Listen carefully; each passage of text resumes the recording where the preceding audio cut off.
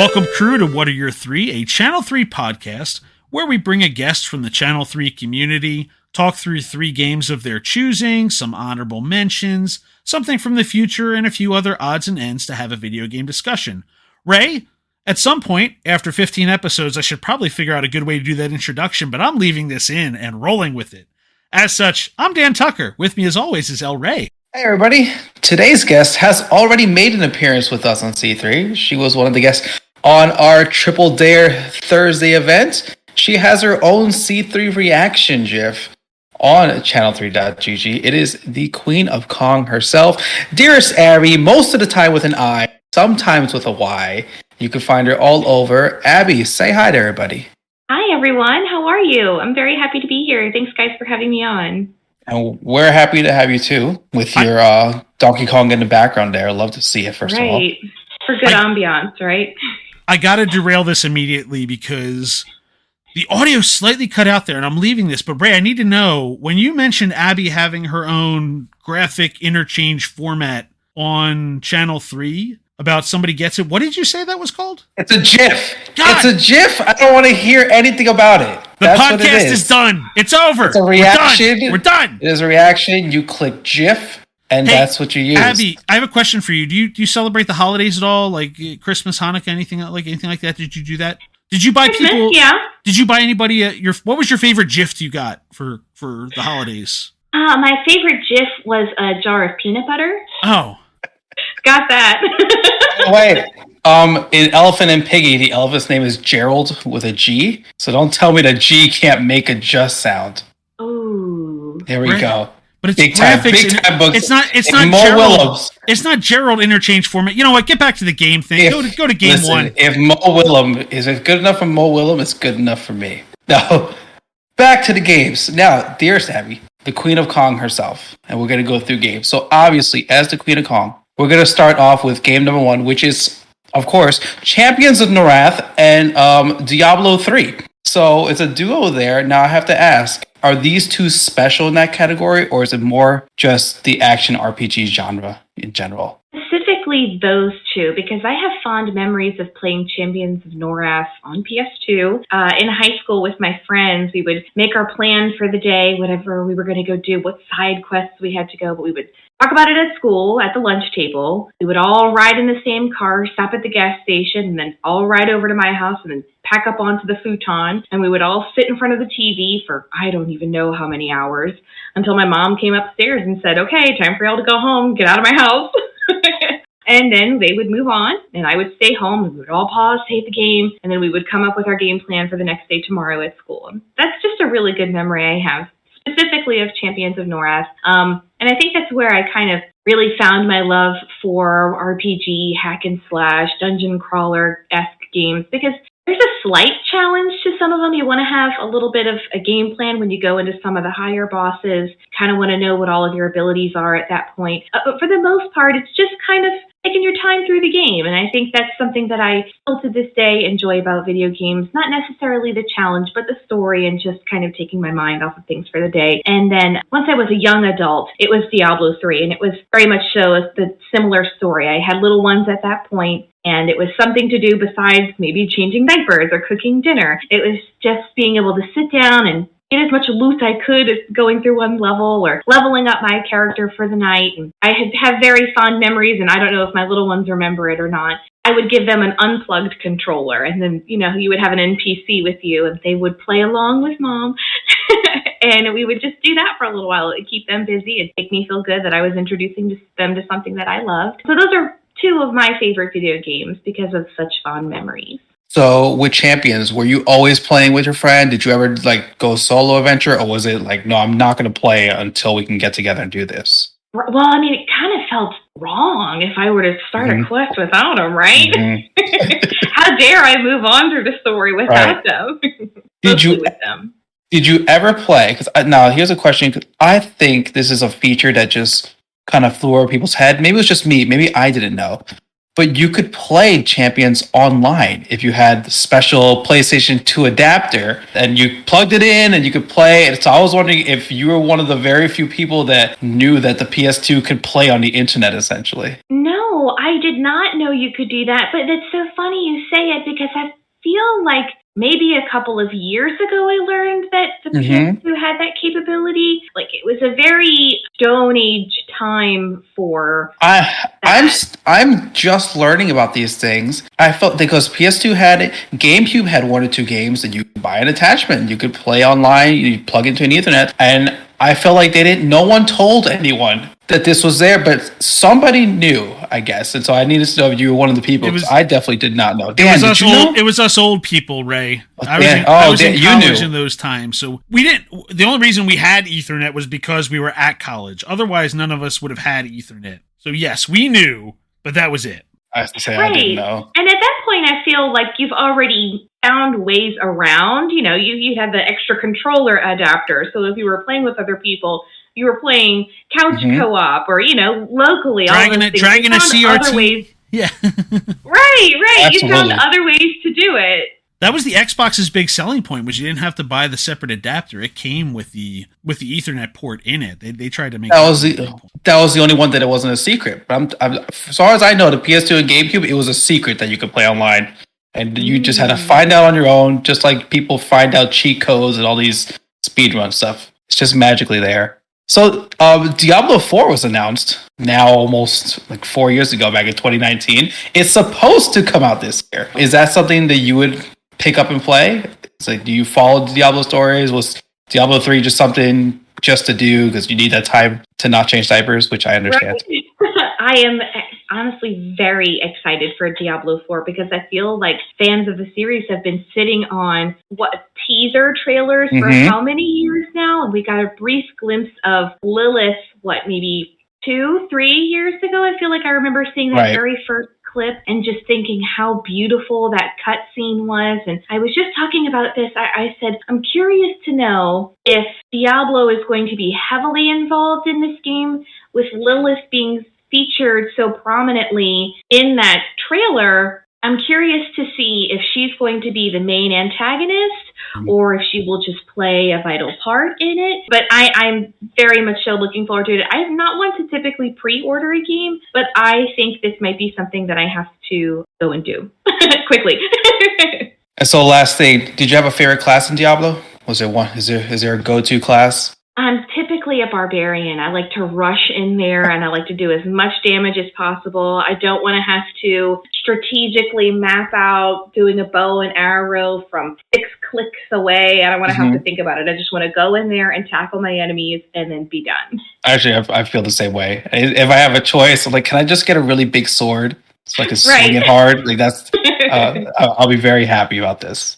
Right. So, Ray led us down a path here, leading us to Game 2, Donkey Kong, 4.2 rated on Channel 3, the arcade cabinet that relaunched what was a card company, what was a toy company, into the era that we know it for today. The first question I have, how did this end up second on the list? We just said give us 3 games. How did this end up number 2? I thought we weren't even going to tell you to give us 3. We were going to tell you to give us 2, but what happened here? Well, I think my nostalgia for the older games is so much more prominent. I just have longer lasting memories, and I really only just began playing Donkey Kong in 2019, so it's still very new to me. While I do love it, the game is quite frustrating, and I like to think that my range is broader than Donkey Kong. I do like to play a wide variety of games, but DK is still my guy. So, all right, so tell me, what happened in 2019? What led you there, and how did you catch it? It seems like you've really got an idea of how the game flows. And again, like you said, listen, it can get frustrating and infuriating, but if you can figure out the patterns, if you can kind of get the feel for how things move and how to rack the points up, what happened in 2019 that it bit you there? Right. So in 2016, I met my now husband, and I actually met him at an arcade.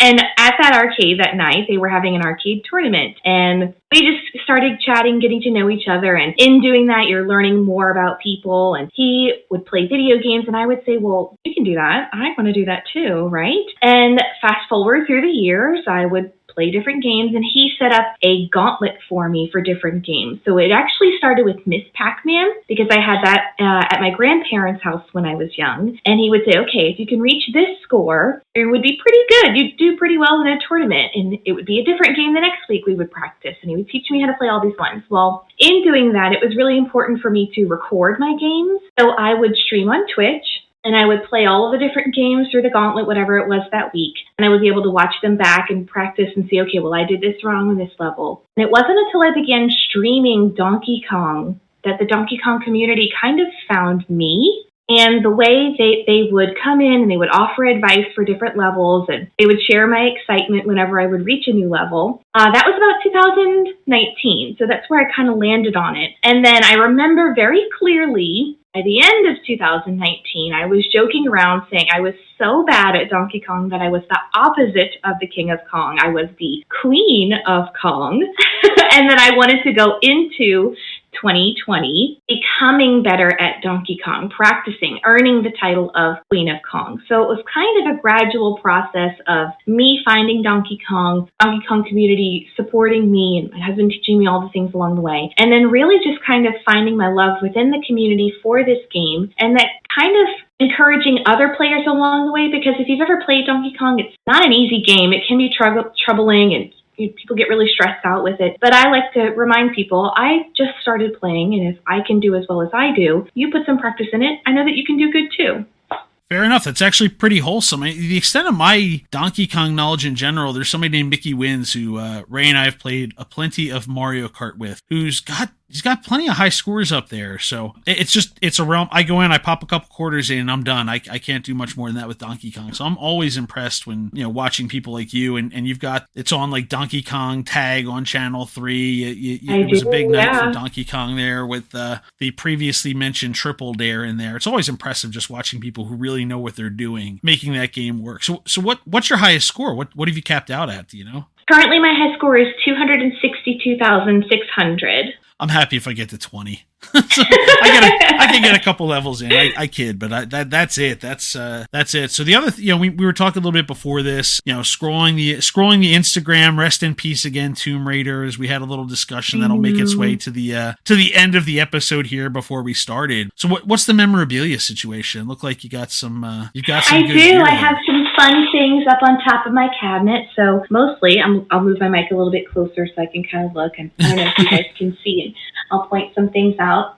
Right up in front right here is actually a vintage, I can't remember the name of the company off the top of my head, but this is one of the stuffed Donkey Kongs, and he's actually in phenomenal condition. So he kind of sits and watches me play. Really happy to have him up there. To the left, just out of sight of the camera, is actually a framed 3D art piece of a Nintendo Donkey Kong Classic cartridge. It's a 3D art piece, and then underneath that and behind it, it's kind of a printed background of Donkey Kong with all of the girders and all the fun things on there. And that was gifted to me by a group of friends online, the Retro Game Mafia. And then over to the left, a few other things I actually have behind my R2-D2 Tamagotchi is a Not MAME sticker, and that's from Billy Mitchell's collection. And behind that are my cosplay awards. There's a bunch of fun things up there. Nice. Which is the one, the family's out, everybody's safe. What's the one, if you can only have one hand left to grab one, what's the one that's coming with you? Oh, gosh, I can't take Donkey Kong out with one hand. Maybe if I bust the window behind me,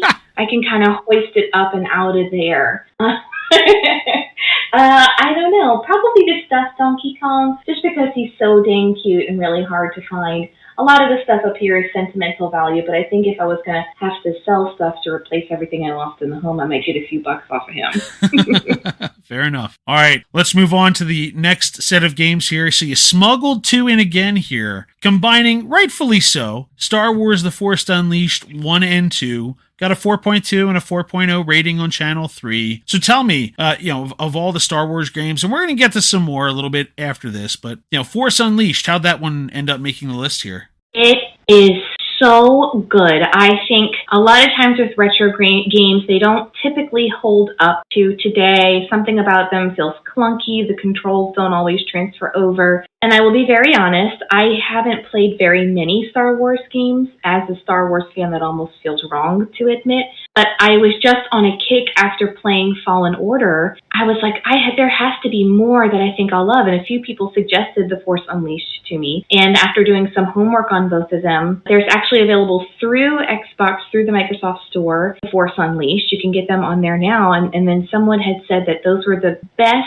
ports available, because you can play it on PC, but something about the updates to it doesn't feel quite right. But after playing through that and seeing Starkiller's story, I was just so taken aback. Like, how has this existed without me knowing it? Oh my gosh, if I would have played this when it first came out, I would have just been over the top obsessed with Starkiller and Darth Vader and why isn't he canon and can we please make him canon? I think that was one of those rough ones of the Disney merger. I was going to bring that up of just like, this was one of the things from the expanded universe that bit the big one. The Secret Apprentice is no more. Right. Well, people are kind of going back and forth on that because did you watch this most recent Obi-Wan Kenobi series? I did. And not in Kenobi. What's the series that Andor, excuse me. Oh yeah, yeah. Yeah, in Andor, in one of the collector's offices, you can see what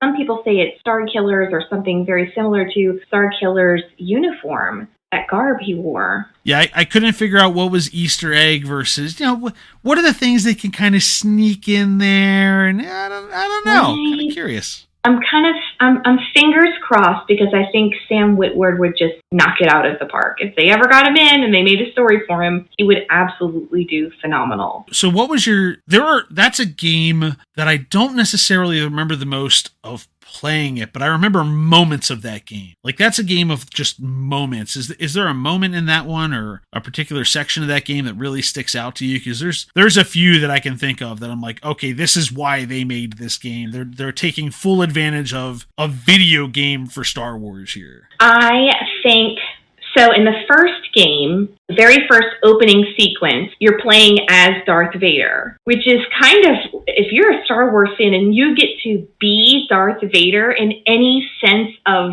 being Darth Vader, a sense of power washes over you in a game, right? And of course, as you're playing through this very first, there's no spoilers with this.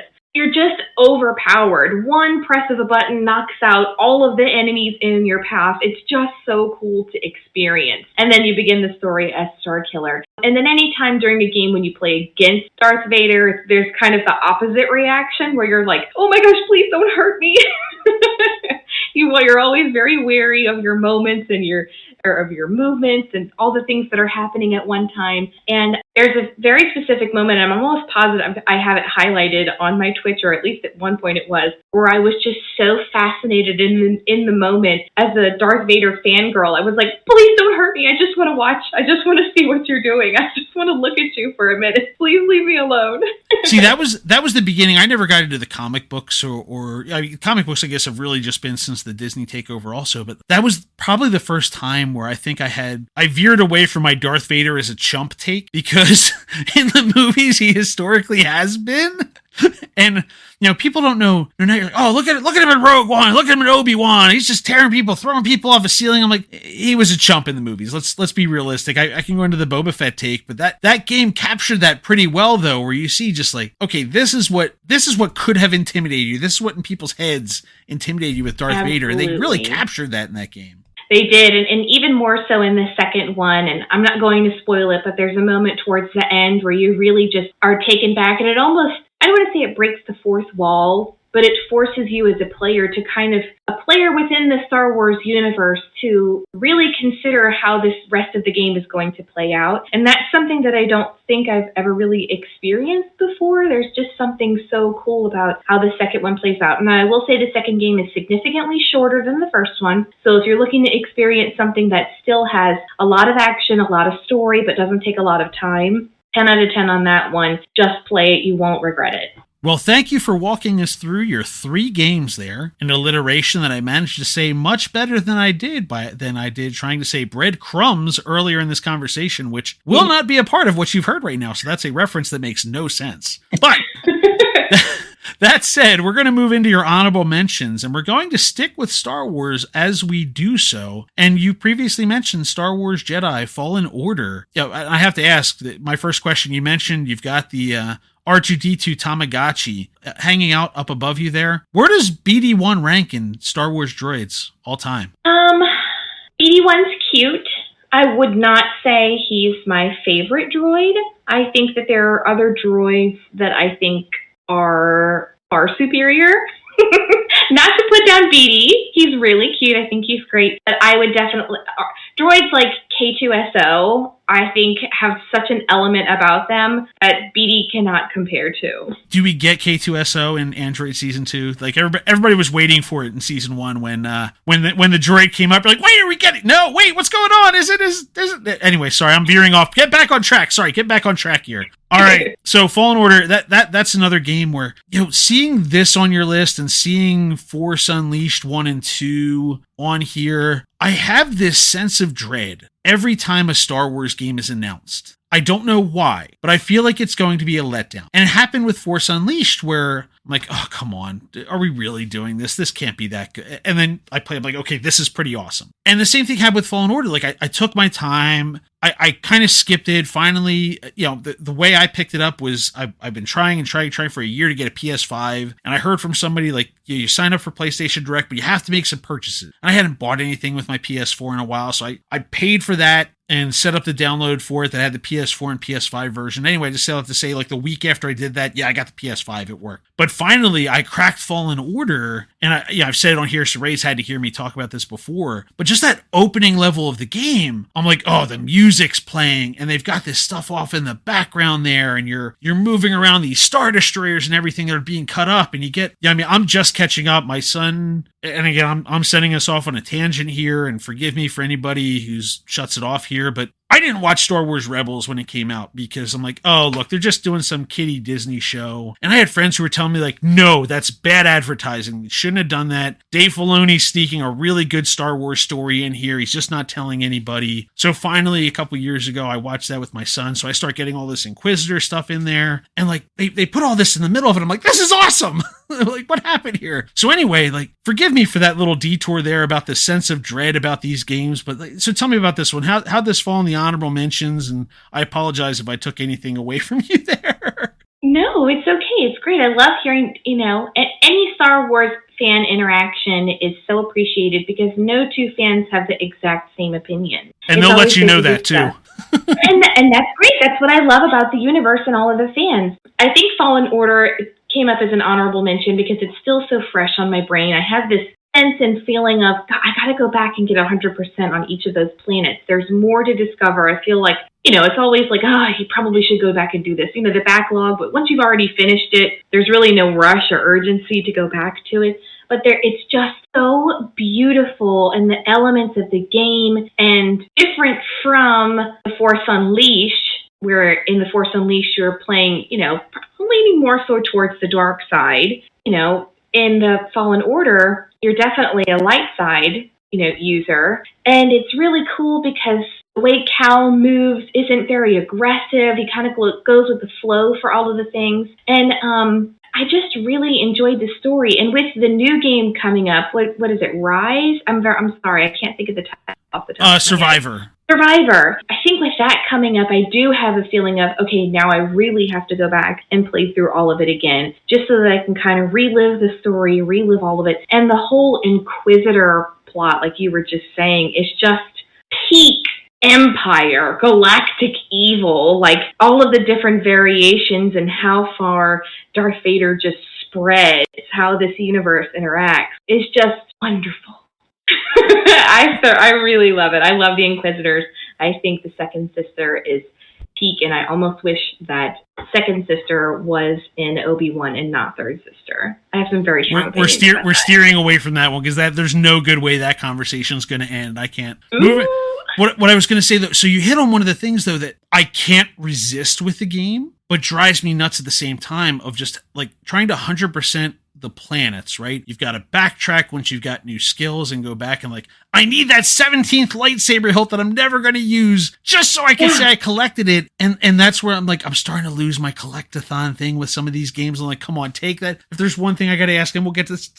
Take that out of there, please. I just want to get to the game. But it's also because, like, you're looking around the corner. I'm like, oh, I know something's in this corner. I can't not go over to this corner. And like, oh, no, it's a lightsaber hilt or it's an 18th poncho. Right. But the story's so good in that game of just like, okay, you know, Luke's growing up over here, and like you see, got all the stuff that like they're bringing up in Andor over there, or an Obi-Wan over here, and like, oh no, there's an entirely large galaxy that exists away from Tatooine, and other people are trying to do the same things here too. But anyway, the one thing I was going to ask you about this one though, so I have messed up Cameron Monaghan's name repeatedly while discussing this game. So I'm making sure I say Cameron Monaghan because I keep saying Dominic Monaghan and messing up my fandoms with Lord of the Rings. And I apologize to all Monaghans involved here.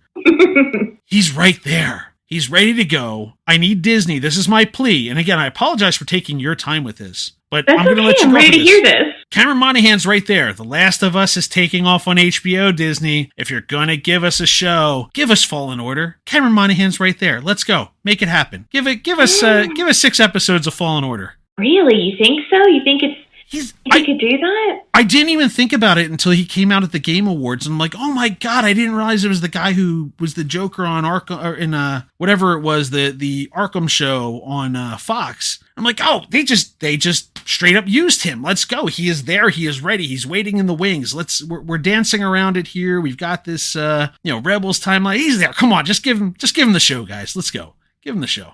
Right. I'd be curious to know, because my only hesitation is a lot of Star Wars things, especially with lightsabers, a lot of that's very physical. Not to say that Last of Us probably running away from things, Pedro Pascal's really putting his work into it, but I think maybe Cameron might not want to have to go through the montage of having to learn how to wield a saber and doing all of that. So getting a live action for that.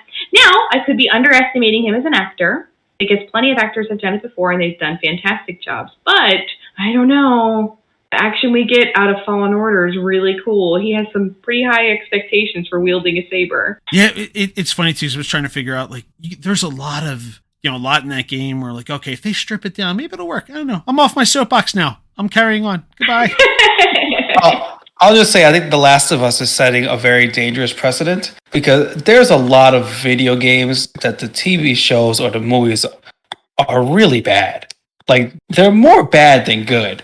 And all of a sudden, The Last of Us comes out of the gate and just everyone loves it. Like, I don't hear one bad thing about it. And so it's like, well, what else can we make? And it's like, well, let's not forget that most of it's really bad all the time. I hope they come out with good stuff. Yeah, no disrespect to Druckmann, but the guy who is working with him on this that made Chernobyl, he if you haven't watched Chernobyl, top tier show. So they've got some quality workers taking place of this year. So that goes a long way here too. Yeah. So let me ask you guys this. I have not played Last of Us. My husband has. Oh. Do you think that we would be able to enjoy the show as a couple that has and has not played? Would I be missing anything because I haven't played the game? So I can tell you directly from experience. My wife ended up watching me play the back half of the game. My wife does not play video games. She has played some Rock Band. She has played some Mario Kart on the Wii, and that's about it. But she watched the back half of the game when I was done looting and searching every drawer and was just kind of tearing through the back half of the game, and the narrative was fantastic. She was right here next to me. She had not seen the beginning of the game. And meanwhile, I'm over here nerding out like, oh my God, they are shot for shot recreating things from the game. They did a lot of different stuff too, just for the sake of kind of the narrative and making it work for TV. And they actually did a really good job with the beginning, making you care about some more things and feel the world a little bit more. But I think there's no problem whatsoever. I can only speak from one episode of experience, as episode 2 is currently on right now. And that's on my to-do list after this. But I can tell you from my wife, who has never played it, does not play video games. She at least enjoyed the first episode thoroughly, and she enjoyed just watching the back half of the game as a TV show as it was. So we have been excited since they announced this most recent Maison and Druckmann pairing running the show. We've been waiting for it. So you'll be okay. Wow. Can't okay, good. Thank you. All right, so we move on to the honorable mentions to another duo here is Fortnite Fall Guys as a duo. And so I have to ask right away because you host the Anime and Chill podcast. And with that, I have to ask Fortnite, they've got My Hero Academia skins. They have some Naruto costumes, some Dragon Balls Super. Technically, that's the version they have. How do you feel about seeing kind of like all these different things just being thrown into Fortnite? And here, you can buy this one, you can play with it. It's funny to see. Are you kidding me? I love running around as All Might and then transforming back to his human form and hearing his big All Might laugh. That brings me so much joy. And again, like I was talking about being able to play as Darth Vader, being able to play as All Might. Are you kidding me? So I get to be my guy. It's so fun. I bought all of them the second it released. I was like, I need all of these right now. I love it. I absolutely love it. I thought I was going to sneak in and I was going to like send Ray a quick gift in Fortnite. By the time they had released it in the shop, he had already hit it up by the time I had seen it was on there. And it's nice to hear you say you're happy to hear it because I hear it in my sleep at this point that I hear the Deku Punch charging up and I'm just trying to hide behind a canyon. I'm like, where can I run and dive behind a canyon? That's my only shot at surviving now. Right. I may or may not have cursed that Deku Smash very angrily several times over the last couple of months since they released it. It's very frustrating. It's great when you have it. When other people have it, not so much. Yeah, because you just hear it. It's this long charge up, and you're looking like, where are they right now? Right, they see me, I don't see them. I'm just going to run in a random direction and hope for the best. Yes, that's exactly how it is. I was actually gifted the All Might skin and the weapon by a friend that I play with because he knows how how the item shop works. He knows that if you don't get it and you missed out on it, it could be forever and a day before they decide to put it back in. Mm-hmm. So that was gifted to me. And then I actually had my daughter plays now, and she has the Deku skin. So it's really fun if we get the chance to play together. It's All Might and Deku, and it's just so cute. As a My Hero fan, to see our favorites running around together. I will giggle, though, because I don't see very many Bakugos or Ochakos, which is rightfully so, because they're kind of mid.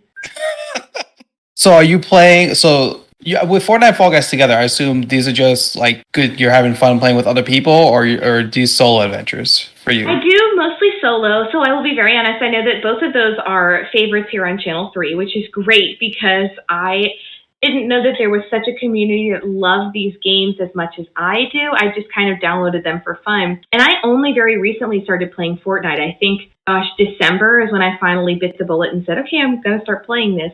But Fall Guys, it kind of had a resurgence in the last, year? Once it was free to play. Yep. I think I know when I jumped on it, and I was seriously nonstop because it was just so addicting to see these little jelly beans bounce off the walls and do all of their tricks and all of their silly things. It was round after round after round, and they make it so easy to just, a few more points and you'll get this next little skin, and a few more points you can get this little hat to go on your character. I love that. And then I just said, fine, I'm going to try to play Fortnite. And I did, and I love it. And when I typically play solo, and it'll be, candid moment. I think I do better solo because I sandbag in my teams. They're always usually like, okay, we're headed this way. Can you come along with us? I don't usually get very many eliminations when I'm playing on a team, but I'm great if you need me to heal you from behind this rock over here. So, since you just started, but Fall Guys been around for a while, have you been sucked into purchases? Because I've gone down a really deep rabbit hole lately, especially with these Fortnite skins. They just know it's not healthy.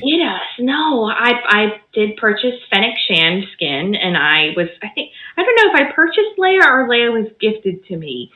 But it's just so fun because my friend is going to like this skin. Let me just go ahead and give them that one. And I like this one. It's just a back and forth, and you kind of start losing track of how much you've spent on it.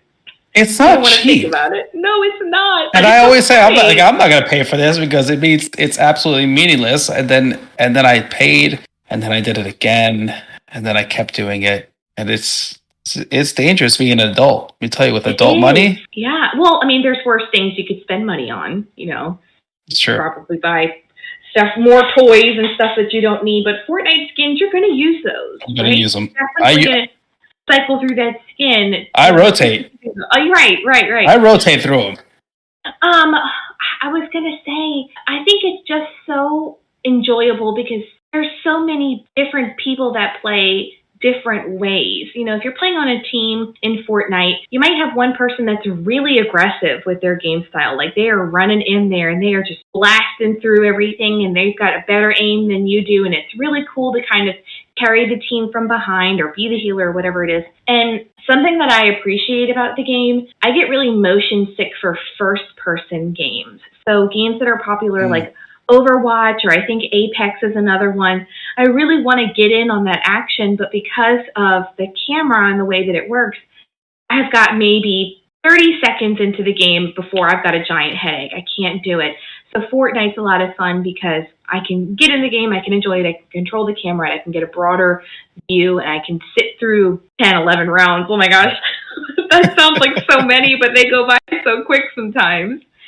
And, you know, still have a good time throughout it. Frustrating or not, I'm still going to hit ready up. Listen, I'm just going to say they better take this stinking Marvel event back down, because if my kids come to me one more time, I try to control the V-Bucks as best as possible. My son's spent some of his own money on it, but if they come to me begging for one more of these Marvel skins, I don't think there's many left for them trying to beg for, but this Marvel event's got to be done. Just one more. Come on. That's exactly what it is. It's just one more. Just one more. Just one more. That's it. Just 200 more V-Bucks. Just 500 more V-Bucks. I have to have this one emote, please. All right, let's swing back. I'm taking us back to Star Wars. So we talked about Fallen Order. Let's talk about Survivor. We're going to talk about a game you're looking forward to. This one's on a whole mess of anticipated lists. Obviously, my own is included on Channel 3 for having this in here. So let's talk about this Jedi Survivor. Of the games we're looking forward to, why is this one at the top of the list? I had so much fun with Fallen Order. I cannot wait to see where they take this story. You know, I wonder where they're going to have it in the timeline of the Star Wars universe, because we had the second sister and we had ninth sister in this game. We know where third sister is at a similar time in this Star Wars universe. I'm wondering if she will make an appearance before or after this, where she falls in through it, if she'll even be there. I'm wondering if we're going to have any of the other brothers show up in this game. We had one of the brothers show up in the Obi-Wan Kenobi series. I'm curious to know if there will be any of the brothers showing up in this upcoming Star Wars game. And I think I just want to know where the graphics have gone, because I feel like Fallen Order isn't that old. It's still relatively new. It's on the newer spectrum, and it is still, with all of the updates, extremely beautiful.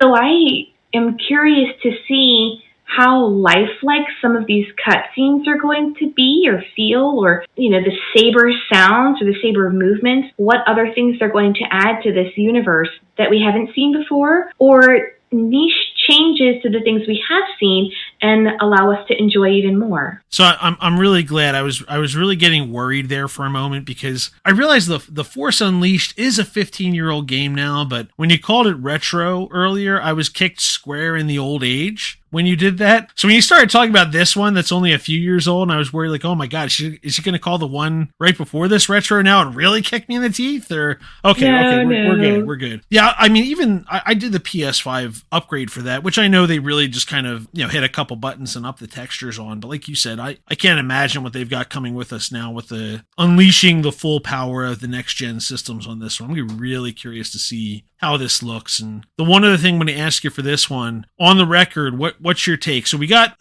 we'll call it an Obi-Wan cameo with the holocron in Fallen Order. Do we have what's the biggest, do we get an Obi-Wan in here? What do you think we're going to see? Do we see a little more tapping into canon, or? Well, with the way the Obi-Wan series kind of fell through, we had a moment where, and I'm going somewhere with this, trust me, where we kind of realized Obi-Wan lost himself, right?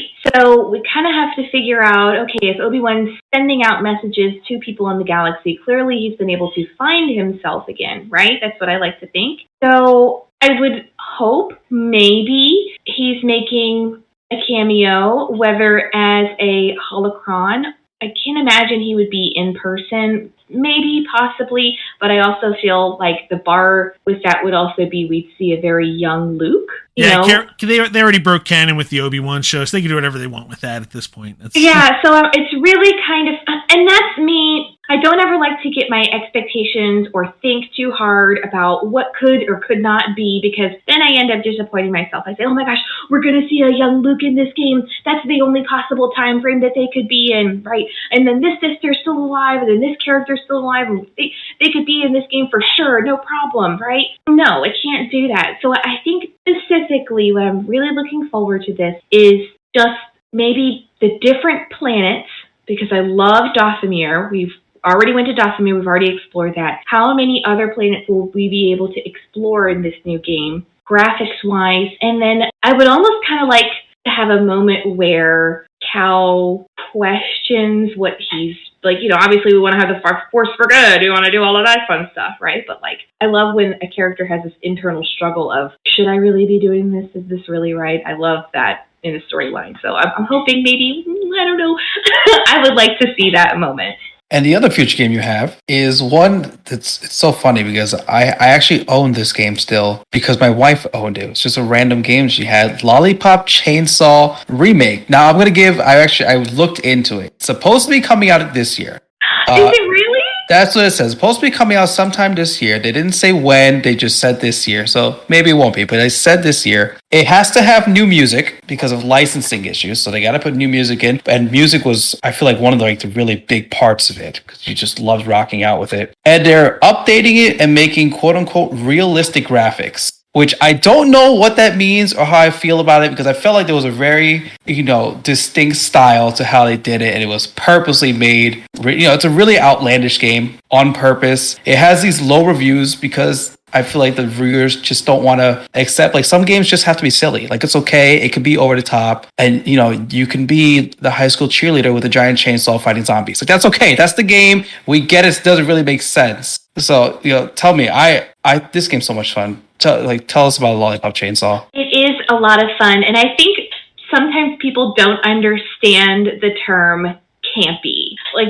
people take campy and say that it's bad. It's not bad, it's campy. It's campy. If you get it right, if you get it, great. If you don't, then it's just not for you. It's just, like you said, silly. It's like a chainsaw-wielding high school cheerleader that has to fight zombies away from her magic family, all while having her boyfriend's head, right, just talking to her the whole time with power-ups that involve him on a chain sometimes, helping her fight. Like, how outlandish can this get? And I think some of the antagonists in this game are equally as campy. Some of the lines that they have or the skins that you could earn, it's just so over the top. And I think and this makes perfect sense. We're looking forward to the realism in this next Star Wars game, or we're looking forward to the realism in this updated game, or, all of these other things. I think it's almost like combining the best of all of the worlds. Like, we love how silly Fortnite is with being able to run around as All Might, right? Who isn't going to love running around as a chainsaw-wielding cheerleader? It's just goofy, and I think you're very correct in that the soundtrack needs to be updated. I think with all of the music that's come out since it was released, I'm very eager to see who's going to be on this soundtrack and who is. I want to hear, because I'm sure there's probably NDAs right now. Like, they can't talk about who's going to be on this upcoming thing. I wonder who's going to say, well, we heard this was coming out. We had to jump onto that. Who else is equally as excited about this as a creator to help bring this project to life? And I'm curious, I think they said, is her name Tara Strong? Tara Strong, is she coming back as the voice of Juliet? Well, from what I saw, yes, she's adding some things to that, but the other creator, like James Gunn, was one of the two people behind it. Like, he's not involved in the update, which that scares me for the soundtrack, because the guy has just put out killer soundtrack after killer soundtrack for everything. And I mean, obviously he's busy, but yeah, she's doing some new stuff for this, apparently. Allegedly, I should say. So cool. I'm very, very excited. It's just so goofy. And I think it almost feels like it was a game geared for girls. Like, I know my cousin, another female person, gamer girl, was just so excited for this game. And I think that's something that anytime I ever post about it or talk about it, all these gamer girls are like, oh, I love this game. We've got a female protagonist who's kicking and isn't afraid to do so in the most outlandish way possible. Like, with Champions of Norrath, sure, the female barbarians are over-sexualized where they're running around in their metal bikinis. That makes sense. Well, why wouldn't you just put a cheerleader outfit on and still have her kicking with the super cute shoes? And oh my gosh, I could just talk about it for forever, and the zombies being so gross and how you earn lollipops as power-ups, all of the things. I think they're just going to take this game and make it super, super, super. And as I previously said, I didn't want to get my hopes up about things. I feel like this is a really hard thing to mess up because it's already so well loved. Just updating all of it really shouldn't be a challenge, and we'll still love it. Yeah, they want to add some. I know they want to add some new gameplay, but I think the real push is they basically say, a lot of people can't play the game, and I think it's because of all the music licensing, so they can't just put it out on Game Pass or things like that. So that's like their real push. Like, we're gonna buy the license so we can put new music in, so we can enjoy the game with the revamped soundtrack essentially. And that part I think it's awesome. That was the game. I'm gonna rock out with this extremely vulgar female antagonist, and it's okay. We're doing it on purpose. We know it's on purpose. Right. We're not pretending oh, this is a normal thing. No, purposely doing this, and we all want you to know we're purposely doing it. Right, and it's all of the different boss battles. They're just so different. It's not just another oversized bad guy who's going to beat you up. They've got one guy who's in an arcade, one guy who's playing at a rock concert. They have all these different bosses, and they're just all so intricate. And the lines that she has, oh, you're just so disgusting. When have we ever heard a protagonist say some silly things like that? Gross. All right, we're almost to the end. I've got one more question from you on my end. One of the things that we do during the course of the podcast, we take one of the questions from the history of Channel 3, and we bring it here for discussion. And the one that we picked for you from your history, what is the most ridiculous premise for a game? I hate this game so much. It's Telling Lies. It is, please, if you have not played Telling Lies yet, don't waste your time.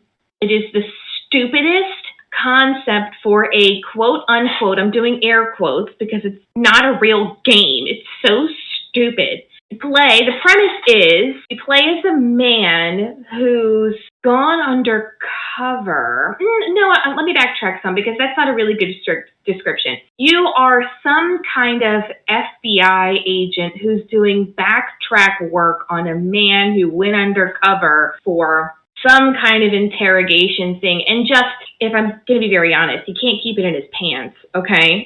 He's got so many different stories, and it's your job as this original FBI detective to figure out which order the story goes in. And the longer you spend on one storyline will determine the end story for you. It's stupid. It's a time suck. Just go ahead on the internet and type in all of the keywords you need to search to get to the end of this stupid game and just breeze through it and get your game points and then be done with it.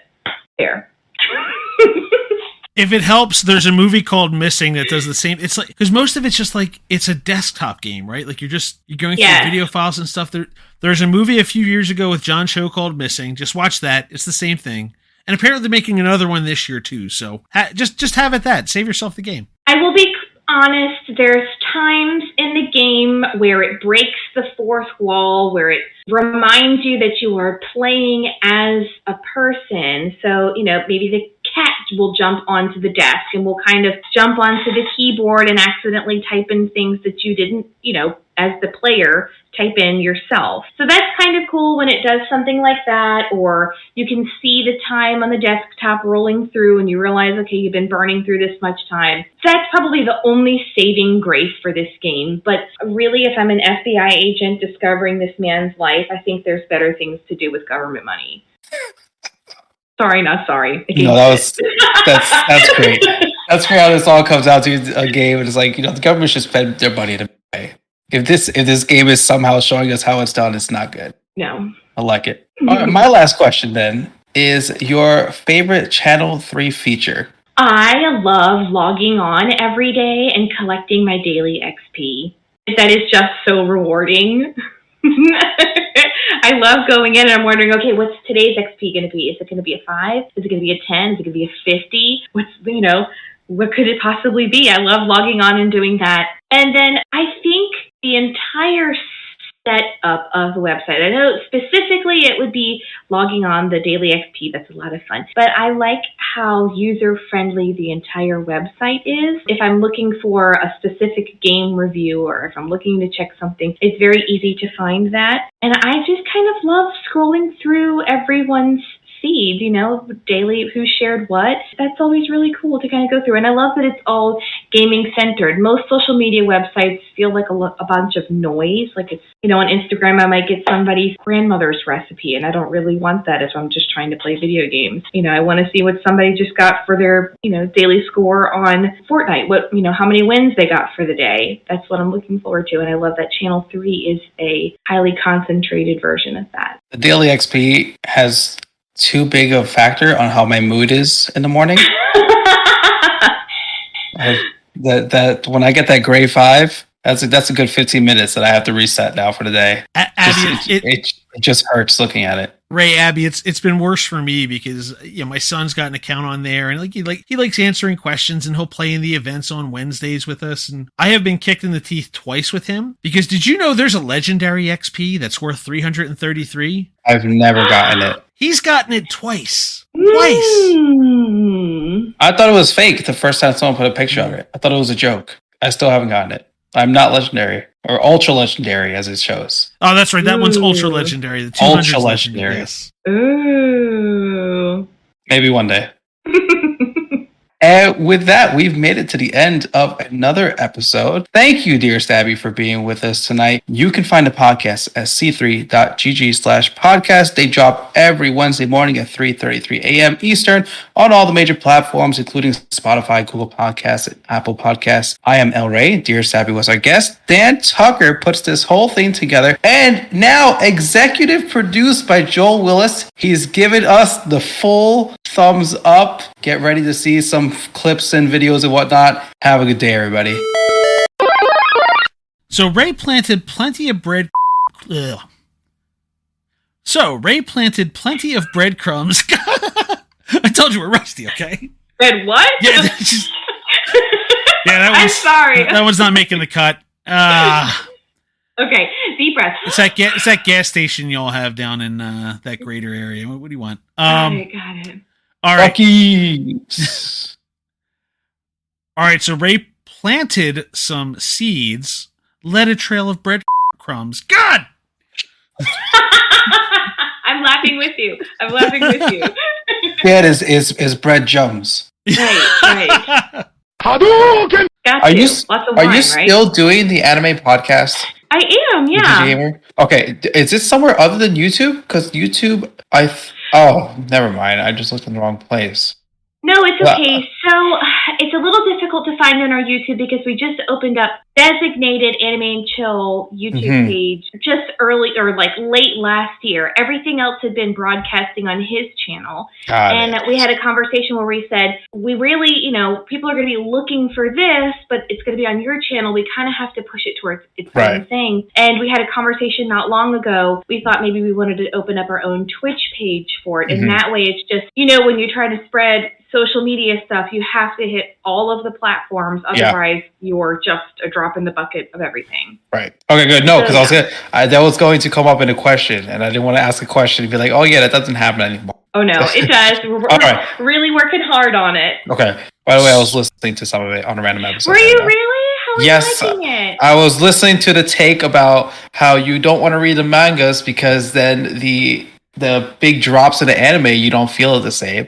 Right. You guys were talking about Demon Slayer and Rengoku, and and as you talk about it, I was like, yeah, if I had read it first before watching it, it would have been really I would have felt so bad knowing what was going to happen. Right, but even truthfully, I think if I had read it and pictured it in my mind and been sad in the story, I think there's something to be said about maybe not the voice that you picture what they sound like in your head, and maybe something about the agonizing or the agony in their voice. I think it still would have been pretty devastating whether or not you knew it was coming. And I can't read ahead because, one, I'm impatient. I'm already going to want to get through everything. And two, I don't like spoilers. Mm-hmm. But I think one of my resolutions for this new year is to read more. And I feel like some of the mangas take forever to get to where we are in the anime that I think it would be fine. I could probably get through half of the series before I catch up the anime, so I don't know. It's kind of 50-50 right now for me whether I think Demon Slayer is the best animated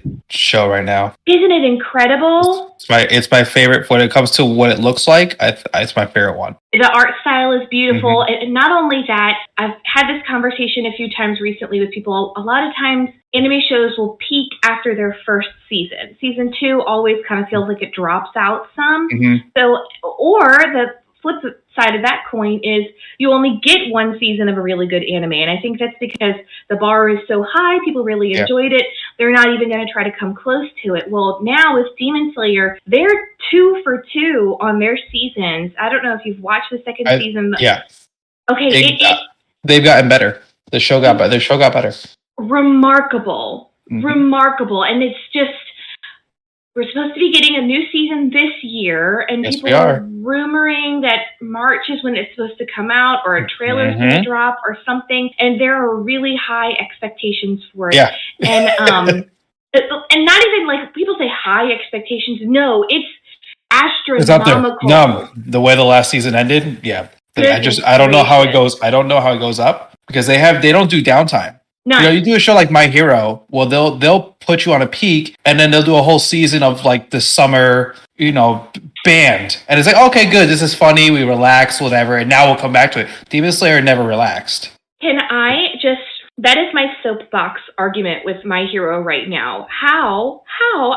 Dan, I don't know if you've watched My Hero or if you're an anime fan, but explain to me if you just watch a whole crew of heroes fight off a whole crew of villains, and then you mean to tell me the next story arc is band camp? It's band camp, basically. They would probably lose me if I watched it because I'm like, I don't have time for. But that's something. A lot of animes do that, and they just want you to accept it that once they go through all this trauma because they're still kids or whatever, we can still spend a day at the beach because this is what normal people would do. And you know what they should have done? They should have reordered it. Put us through band camp first, then show us, or give Deku his powers or whatever it is, and then show him at band camp, and then you gotta have the good stuff for a while. And then, I don't know if you've watched the whole The Brava and Gentle Criminal thing.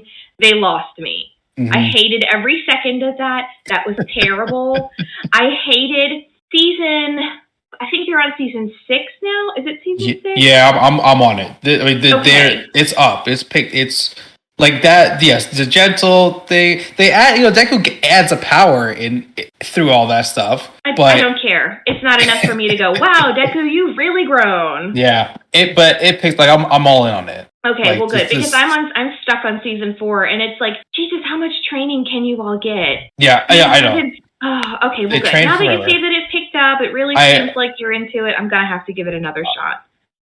I'm in on it for sure. Now, again, I think they do a little weird season thing again, where they turn it to My Villain Academia. They titled the show My Villain for a little bit. Really? Yes. Okay. And so they just gave you the perspective on the other side for a while. And some is interesting, and some is like, okay, can I go back to the heroes that the show was about, kind of thing. So it's a little. That happened in season 4 or season 5? Can't remember if it's 4 or 5. It's somewhere in I there. haven't gotten there yet, but I have seen lots of cosplayers doing or evil Deku or evil whatever it is, and I've always been like, that's kind of a cool I believe that's the next season. Like the current opening song has like a dark Deku kind of thing, but nothing in the show has happened like that yet. Okay. All right. Yes. But you'll know when you're there because the show will the theme song will say My Villain Academia. Okay. I'm very interested now. It's getting my attention. I just started watching Spy Family with my kiddos, and that's actually really cute. I need to watch that one. I was told to watch it. I thoroughly enjoy the dub. Sometimes I watch the subtitle. I kind of tend to enjoy that more. But because I'm watching it with my family, I just started on that. And Chainsaw Man. Chainsaw Man's another really good one. I gotta say that. The picture looks so silly. Go for it. Just watch it. Just sit through it.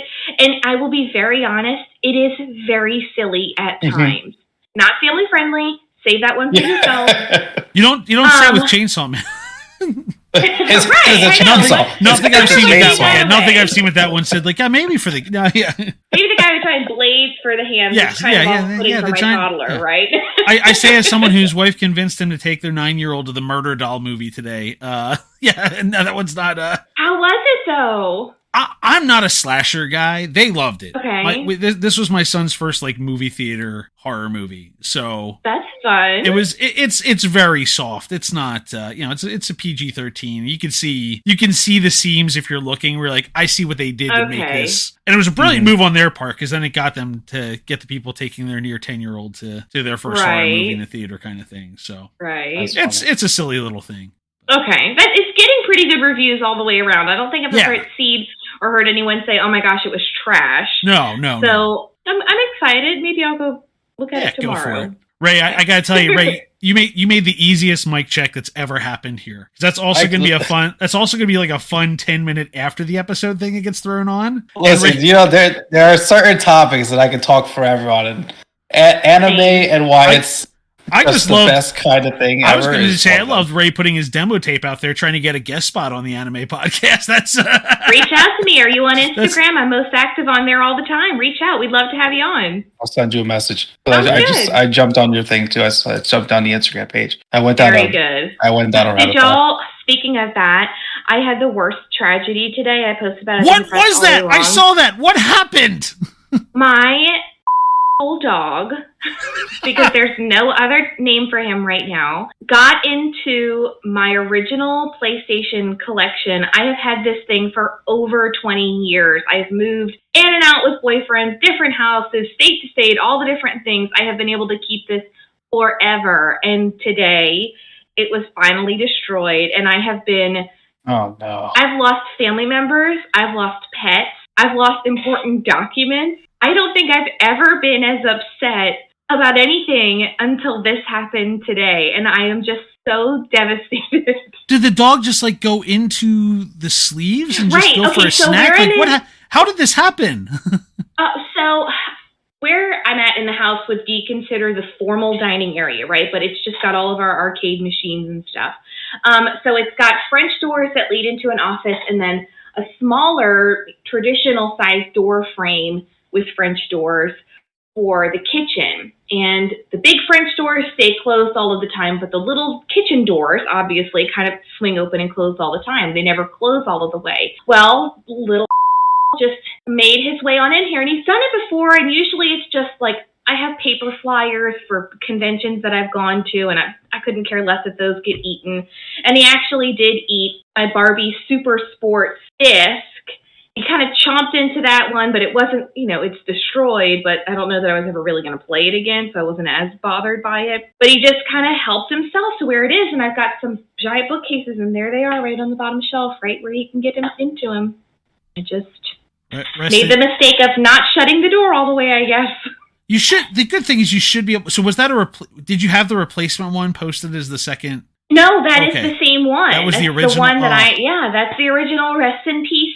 You should at least Tomb Raider. You should be able to get a hold of that one. That shouldn't be a bank breaker. Like, God help me trying to find this. Like, heaven forbid, like a Chrono Trigger Super Nintendo cartridge went down. You'd be hundreds of dollars out, and like, there's no way to get that. Yeah, I'm fairly certain that my husband has already ordered the replacement. So he was on the channels. It's as soon as he heard me screaming, I don't think I've ever gotten as angry or mad about anything, cussing at the dog in 18 different languages. The demons were just rising out of my body. I was on another plane of existence. I'm kidding. I really wasn't that possessed, but it's okay. Like it's worth it. I'm glad that I'm amongst people who can appreciate the devastation. Yeah, no, I understand. I'm with you. Hearing that has me concerned. We're good. Our plan is to get a dog in the summertime, and that's getting a new puppy and training a new puppy is going to be something.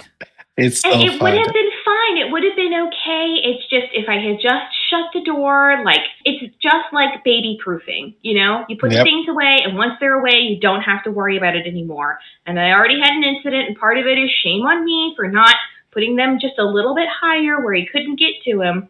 But at the same time, it's like, I just fussed at you about something else, dude. What is wrong with you? Do you want to have a house? See, the thing is, do you want to live here? See, what they have to do is they have to do what Nintendo did and go put, like, whatever they had to do taste tests on the Nintendo Switch cartridges. So that way kids wouldn't eat the Switch cartridges. I've never tasted one to test what my understanding was, but they should have done that with the Tomb Raider disc. Like, put some kind of stank on it the dog wouldn't want to deal with. Right. Oh, I think the dog is probably very fearful of the arcade now. He probably will never come near this room ever again. Knock on wood, right? Yeah. Should knock on the Donkey Kong for that. Knock on Donkey Kong. Right. Oh, well, kind of too, so. We're supposed to be recording a show or something like that. Right, yeah. So I apologize. Right? I apologize because I'm going to hit the brakes on this for a minute.